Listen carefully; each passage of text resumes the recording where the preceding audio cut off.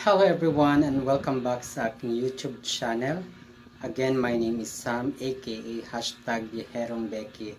And kamusta kayo guys? Malapit na ang Pasko at ayan na nga guys, na nakapamigay na tayo ng mga toys para sa aking 3rd year anniversary ng pamimigay ng mga toys. At dito nga yan guys, naganap sa Barangay Bantayan, Negros Occidental.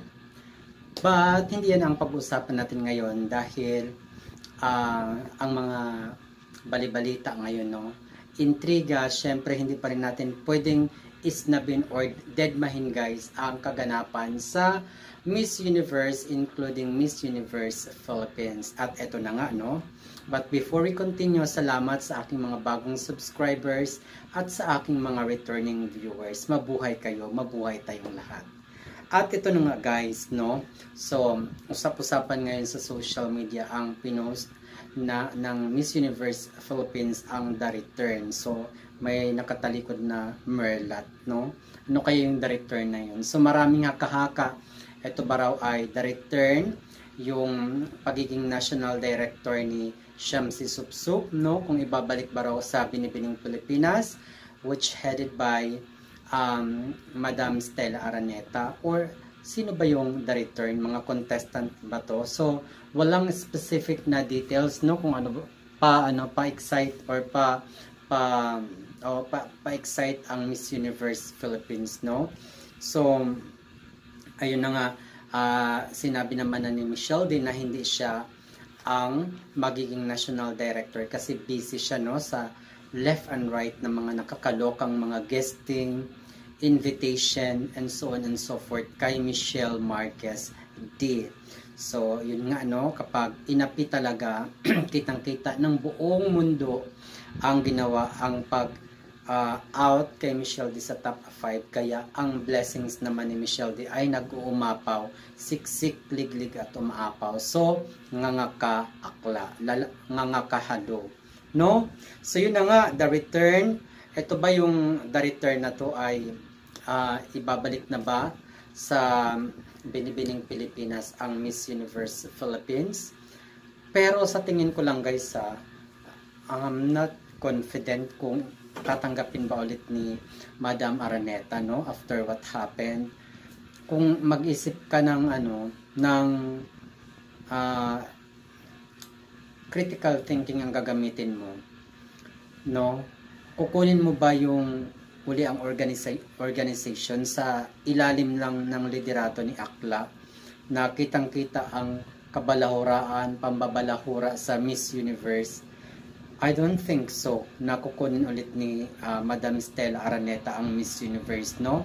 Kasi for sure, no, nakita naman natin ang kinoronahan ng Miss Universe ni Nicaragua ay wala ang mga ganap. So paano na lang, paano kikita ang organisasyon kung sira-sira ng image ng Miss Universe?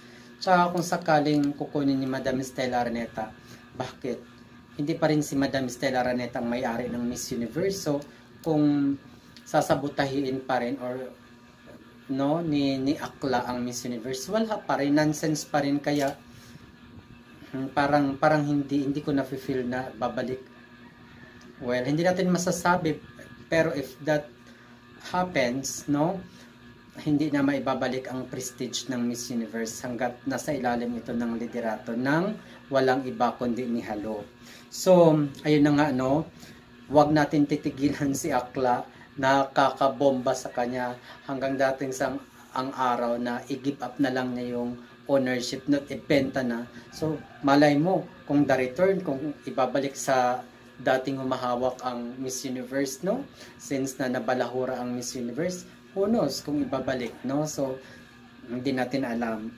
So yun na nga, hanggat since walang ganap ngayon si Akla at nag-iisip na yan for sure, no, kung paano siya makaka-recover. Kasi diba, ang ipinanalo niya walang ganap, tapos yung top 10 na sa ilalim ng conspiracy ay namamayagpag ngayon, no? So lagi yun nga, wag tayong mag-move on hanggat na maaning si Halo at ibalik niya na yung pagmamay-ari sa legit na dapat magmay-ari ng Miss Universe organization para bumalik yung dating prestige nito. Tapos ito nga, sabi pa ni Akla, di ba, ay kapag nalaman niya na yung account ay Pinoy, auto-block daw sa kanya, binablock daw niya. So may time pa siyang mag-block ng mga account, no, ng mga kababayan natin, no. Well, sinasabi niyang ibablock, no need niya nang i-block kasi mas report nga siya sa ating mga Pilipino, tapos i-auto-block pa niya tayo, ang kapal ng mukha niya, no. So kawalan ba, sino ba siya para hindi natin siya kawalan kahit i-block niya bawat Pinoy account sa na pumapasyal sa kanyang account, diba? So hindi siya kawalan. So yun na nga, gagawin nila ang lahat para manumbalik ang dating prestige ng Miss Universe organization. But again and again, hanggat si Halo ang nagmamay-ari ng Miss Universe, wala yan. Baliwala yan yung iwan ko ano ng kaganapan ngayon sa mga probinsya na nag-screening ng Miss Universe. So, ayun na nga sa mga lahat ng mga participant, ihanda nyo na ang kabiguan ninyo sa inyong buhay pag sinalang kayo sa Miss Universe, no? Kung ako ang sasali ng beauty pageant, hindi ako mag-audition sa Miss Universe, no? Kasi aminin natin o hindi, sa pinakitang galing, husay, talino, lahat na kay Michelle D. Tapos, di ba, excluded siya sa top 10. Sino pa kaya ang pwedeng ipadala natin na ihigitan si Michelle Marquez D? Napakahirap ng level na ipinamalas ni Michelle D kasi pinaghandaan niya ang pagsabak sa Miss Universe. Kaya ay nakakaloka si Michelle D, di ba? So nung nakaraan lang ay in-invite siya, nagkaroon siya ng talk sa ambassador ng European Union. O, di ba? O, asaan ang ipinanalo ni Halo? Asaan? Nga. So, mamatay sila sa inggit, no? So, ang gawin niya, ibenta na lang niya ulit yung pagmamay-ari ng Miss Universe. Hindi pa siya malugi ng tuluyan. Kaysa ipagpilitan niya, no? Dahil gusto niyang mangyari, ipapanalo ang kanyang bansa, hindi mangyayari yun kasi nga, the whole world is watching you. At hindi lang naman television or radio ang di ba? Sa advent ng social media ngayon, di ba? Wala kang kawala kapag nandaya ka, tandaan, kailanman ang mandaraya ay hindi nagwawagi, hindi nagtatagumpay. And it's proven, hindi naging effective ang kanyang ipananalo. So, yun lang guys, no? Kung ano man yung director na yan, kayo ba? Nai-excite ba kayo? Well, sa akin, I don't care. Mas may excite ako kung yung director na sinasabi na yan ay ibabalik na sa dating may-ari, no? Babalik sila Paula Shugart, sila Esther Swan, and so on and so forth. At hindi na si Halo the Universe ang magmay-ari ng Miss Universe. Saka ako may excite ulit pagdating sa Miss Universe, no?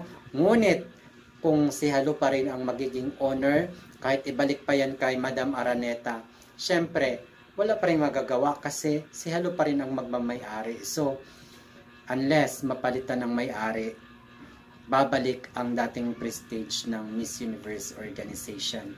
So yun lang guys, at no, support na lang din natin si Iliana Marie Aduana at panalo siya sa Best Bikini of Miss Earth 2023, no? So napakabongga, napaka-deserve naman talaga niya kasi napaka-sexy talaga ng kanyang katawan. So sa akin lang, no, si Iliana, siguro mga 80 to 90% ang kanyang possibility na manalo talaga sa Miss Earth. So, itong kaabang-abang na to, itong Miss Earth 2023. So, yun lang guys. Thank you so much. Have a wonderful day sa inyo. At magsama-sama tayong supportahan sa darating na 22nd ang ating pambato sa Miss Earth organization.